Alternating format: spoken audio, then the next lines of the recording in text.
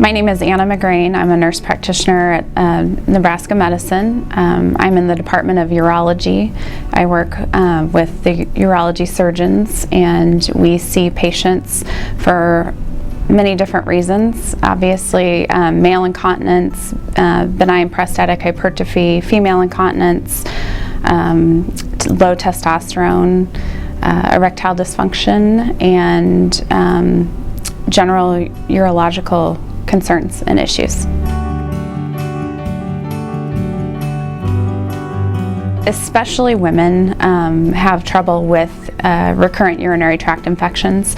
It can occur more often after menopause. It can be a little alarming for women, something that they did not realize could be associated with being postmenopausal.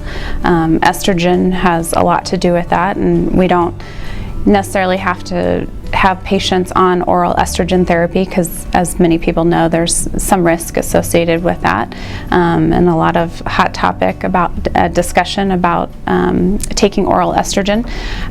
There's some other treatments that we can consider as well. We see patients that have tried to limp along. Primary care physician has been trying to help that patient as best they could, and not realizing that there's something they weren't thinking about that could be the source. Something simple as topical estrogen is all they need, and they go away.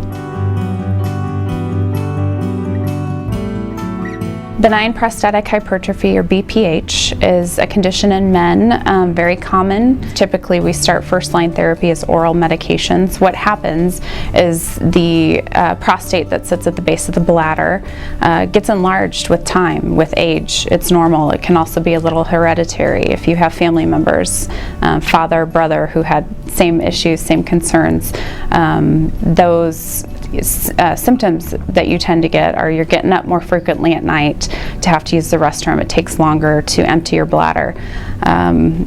Feeling like it takes a while to get streams going.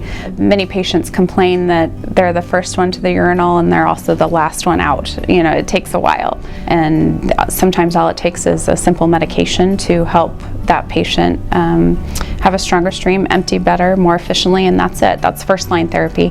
Second line therapy would be more surgical, but surgical techniques now and procedures that our surgeons perform are much less risky than they were 10 years ago. There's been a lot of improvement in treatments for enlarged prostates. They usually require only a single night stay in the hospital, and they're ready to go the next day. There are men who do have low testosterone.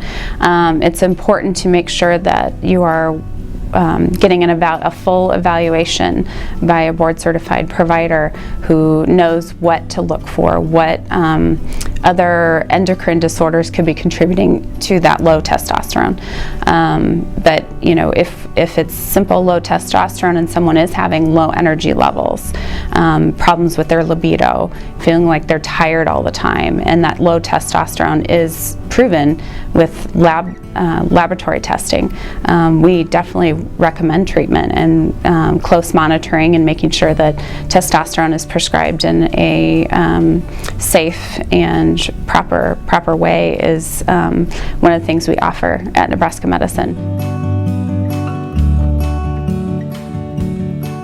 Female incontinence, again, very frustrating for women, and I think women tend to just deal with it. I think that women tend to just feel like, well, it's part of getting older and I just have to deal with it, and that's not necessary. There's plenty of treatments that we can offer.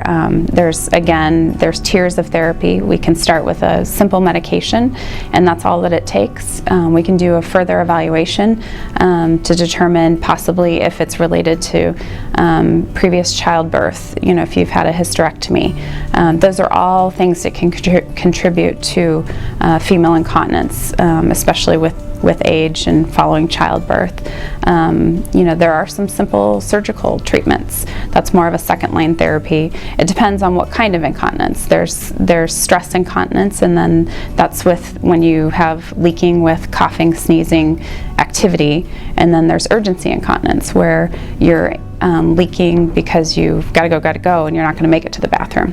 Someone who can decipher which one is the source of that patient's problem. Sometimes it's both. Sometimes there's other things that are contributing.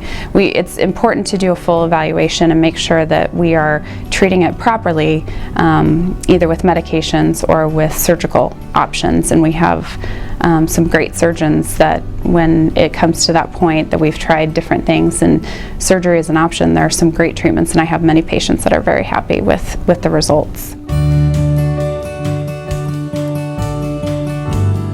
Nebraska Medicine offers board-certified surgeons and providers that are extremely qualified to not only evaluate the cause of female and male genitourinary conditions, but then to treat them. I love my patients. I love creating relationships with them, and I see them back and seeing them come in very frustrated and especially in the area that I'm working in, genitourinary, it's kind of it's a taboo subject. People don't want to talk about it. When they come to us, it's because they're at the end of the rope. They are frustrated and they want it fixed, and they need some light at the end of the tunnel, and it is great to be able to provide that for them. Someone who's afraid to come in to see you, you can tell when they come into the office, they're nervous, and you provide an amazing relief of this frustrating problem they've had, and that I enjoy. I enjoy helping people.